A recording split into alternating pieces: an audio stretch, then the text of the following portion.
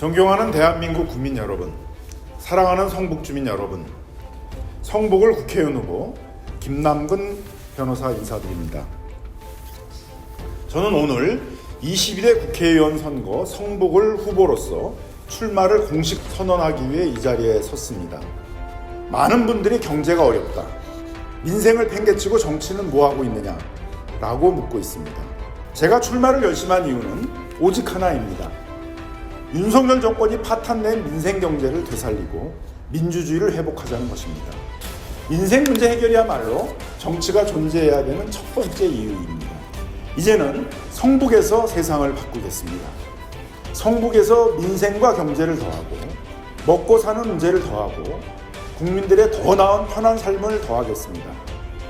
대통령과 그 일가가 주인이 아니라 국민이 주인인 대한민국을 반드시 되찾겠습니다. 저 김남근이 성북에서 시작하겠습니다. 지켜봐 주시고 응원해 주시고 격려해 주시기 바랍니다. 감사합니다. 존경하는 대한민국 국민 여러분, 사랑하는 성북주민 여러분, 성북을 국회의원 후보 김남근 변호사 인사드립니다. 저는 오늘 22대 국회의원 선거 성북을 후보로서 출마를 공식 선언하기 위해 이 자리에 섰습니다. 존경하는 국민 여러분, 지난해 7월에 일어났던 사건입니다.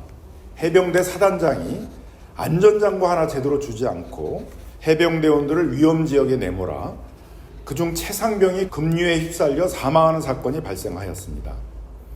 해병대 수사단의 결론은 무책임한 지시를 내린 사단장도 형사처벌을 해야 된다는 것이었습니다. 국방부 장관은 자신이 수사 결과에 대해서 사인까지 해놓은 상태에서 갑자기 윗선의 외압을 받아 사건은 수사 결과를 뒤집어 버렸습니다.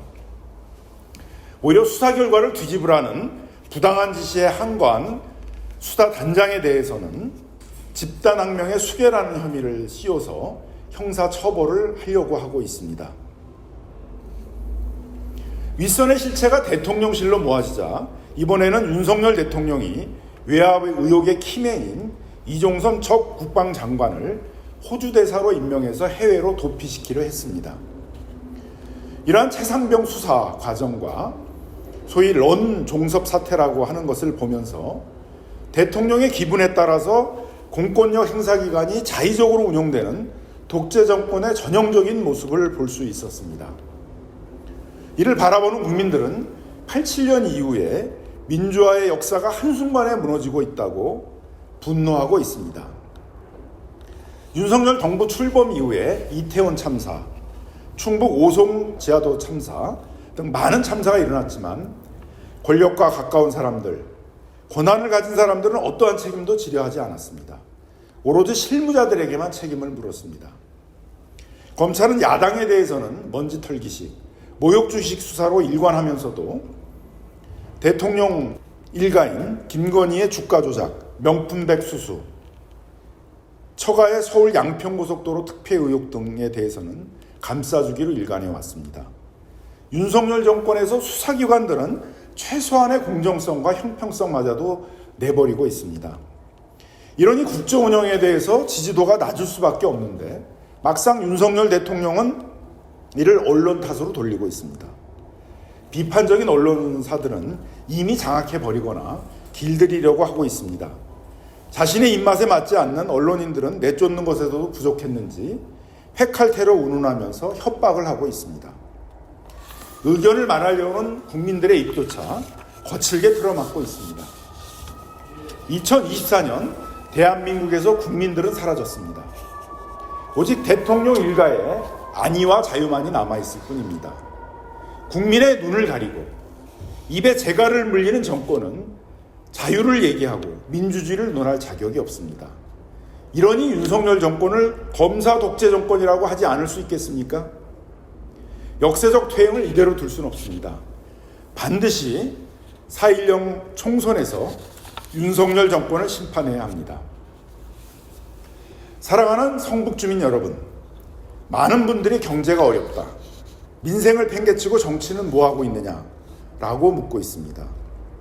2024년 소비자 물가가 2021년에 비해 8.9%나 올라서 IMF 외환위기 후에 26년 만에 최고치를 기록하고 있습니다. 물가 인상의 실질소득이 줄어들게 되니까 가게는 지갑을 닫았고 당연히 매출이 줄어든 자영업자들은 고심을 하면서 10명 중에 4명이 폐업을 고민하고 있다고 합니다.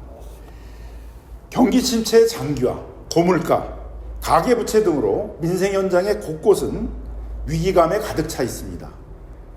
그런데도 윤석열 정부는 팔짱만 끼고 있습니다. 다른 정부들은 어떨까요? 미국, 일본, 독일, 프랑스 등 많은 OECD의 주요 국가들은 법인세 인상 등을 통해서 긴급 민생 극복 예산들을 편성을 했고 에너지, 전기, 고물가의 원인인 그런 부분들에 대해서 보조금을 지급하고 우리로 따지면 지역화폐와 같은 민생 살리기 예산을 긴급 편성해서 어떻게 하든지 민생 경제를 살리기 위해서 발벗고 나서고 있습니다. 그런데도 윤석열 정부는 대기업 부자감세, 대기업과 특권층의 플랜드리 정책으로만 일관하면서 거꾸로 가는 정책들을 거듭하고 있고 실정을 거듭하고 있습니다. 많은 국민들이 윤석열 대통령의 직무수행 부정평가의 이유로 경제, 민생, 물가를 첫손에 꼽고 있습니다. 오직 용산에서만 지지가 낮은 이유를 모르는 것 같습니다. 대체 대통령은 어디에 있습니까? 여당 지지자조차 시장에 갈 때마다 두렵다고 말을 합니다. 합리적 가격이라는 875원짜리 대파로 국민들의 눈을 가릴 수는 없습니다. 대통령이 시장에서 오뎅 먹방을 한다고 민생이 나아지리라 생각하는 국민들도 없습니다. 민생 토론회마다 날리는 선거역 공수표에 속아 넘어가는 국민들도 없습니다. 제가 출마를 결심한 이유는 오직 하나입니다. 윤석열 정권이 파탄낸 민생 경제를 되살리고 민주주의를 회복하자는 것입니다. 참여연대와 민변에서 저는 시민운동을 하면서 상가에서 쫓겨나 파탄하는 상가 임차인들을 보호하기 위한 상가임대차 보호법, 고리사채 피해자들을 구제하기 위한 이자 제한법, 대기업 갑질을 막는 프랜차이즈 가맹점주 단체 협상 제도, 서민과 중산층의 내 집 마련을 위한 분양가 상한제 등 민생 입법 운동들을 주로 해왔습니다. 이해찬 대표 시기부터 이재명 대표 시기까지 더불어민주당 민생연석회의에 외부단체, 민생단체 대표를 맡아서 민주당과 함께 신용카드 수수료 인하운동, 택배기사 과로사 방지를 위한 사회적 합의, 중소기업의 납품대금 제대로 받기 운동 등 소상공인, 중소기업, 비정규직 등 소위 을들의 권리를 보호하고 민생과제를 해결하는 데 노력해왔습니다. 민생 문제 해결이야말로 정치가 존재해야 되는 첫 번째 이유입니다. 저 김남근이 2024년 위기에 처한 대한민국 민생 현장을 누구보다도 잘 알고 있고 문제를 해결할 적임자라고 감히 자임하고 싶습니다. 그래서 민주당에서도 불평등과 불공정을 뛰어넘는 민생경제 전문가라는 컨셉으로 저를 영입한 것입니다. 윤석열 정부 이후 더 악화되고 있는 불공정한 경제 구조와 양극화를 바로잡겠습니다. 4.10 총선에서 반드시 윤석열 정권에서 발생하고 있는 민생 파탄의 책임을 묻도록 하겠습니다. 존경하는 성북주민 여러분, 성북은 중소상공인, 프랜차이즈 가맹점주, 봉제업체와 같은 도심 제조업 등 다양한 민생이 어우러져 있는 곳입니다. 지난 3주간 성북의 곳곳에서 다양한 시민들과 다양한 민생 현장들을 받았습니다. 성북에는 많은 봉제업체가 있는데 중국과 거래가 끊겨서 심지어 매출이 4분의 1로 줄어든 봉쇄업체들도 많이 보았습니다. 윤석열 정권의 외교 참사가 성북의 민생 현장에 어떻게 직격탄을 날렸는지를 똑똑히 바라볼 수 있는 시간이었습니다. 성북이 당면한 민생 위기를 극복하고 성북의 더 나은 미래를 준비할 사람, 어떤 사람이어야 되겠습니까? 이미 충분히 무능과 무책임을 보여준 윤석열 정권이어야 되겠습니까? 대한민국과 민생을 망친 사람들에게 다시 성북의 미래를 맡길 수는 없습니다. 성북의 미래를 더할 수 있는 사람이 꼭 필요합니다. 한 사람의 과거가 그 사람을 알려준다라는 옛말을 꼭 기억해 주시기 바랍니다. 먹고 사는 문제, 매 순간 우리가 걱정하는 민생의 본질입니다. 정치의 본령은 국민의 이런 걱정들을 덜어드리는 데 있습니다. 저는 민주당 영입인재 10호로 경제적 약자를 보호하고 민생 경제를 되살려야 된다는 시대적 소명을 부여받고 정치에 입문했습니다. 그동안 중소상인 시민단체 등과 함께 조금씩 세상을 바꿔왔습니다. 이제는 성북에서 세상을 바꾸겠습니다. 성북에서 민생과 경제를 더하고 먹고 사는 문제를 더하고 국민들의 더 나은 편한 삶을 더하겠습니다. 대통령과 그 일가가 주인이 아니라 국민이 주인인 대한민국을 반드시 되찾겠습니다. 저 김남근이 성북에서 시작하겠습니다.